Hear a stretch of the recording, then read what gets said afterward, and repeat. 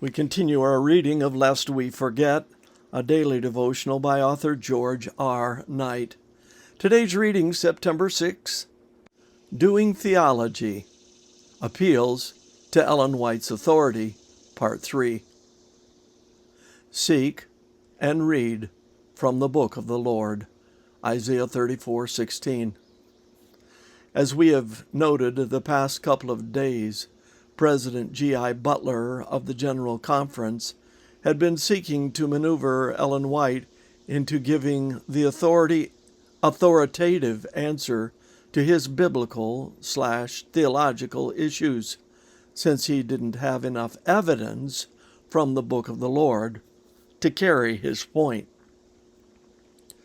The entire sequence of the Butler letters is of great interest, given the way many Adventists view the work of Ellen White.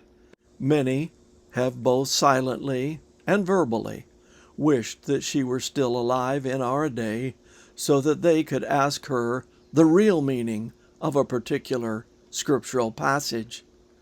In the Butler sequence, we find her answer to such an approach: silence, frustrating silence.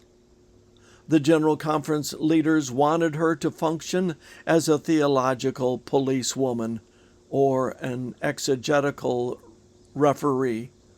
That, significantly enough, is exactly what she refused to do.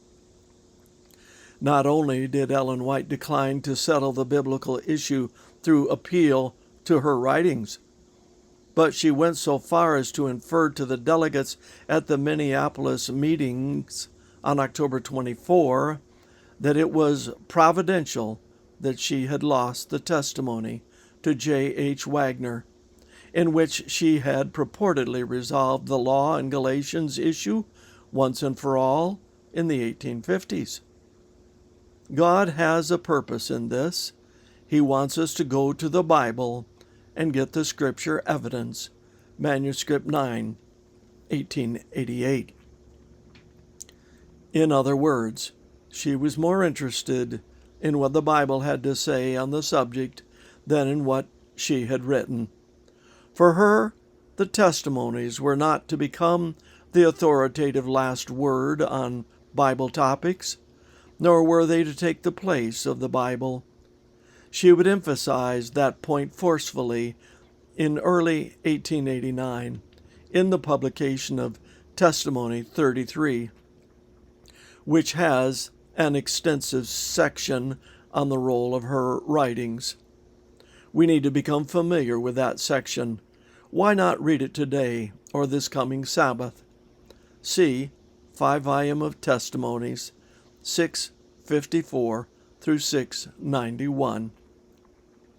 Ellen White made it explicit that her writings were to bring people back to the Word, page 663, and to aid them understanding the biblical principles, but she never held them up as a divine commentary on Scripture.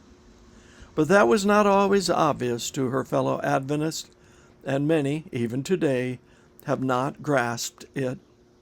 Ellen White never ceased directing people to the book of the Lord and to Jesus.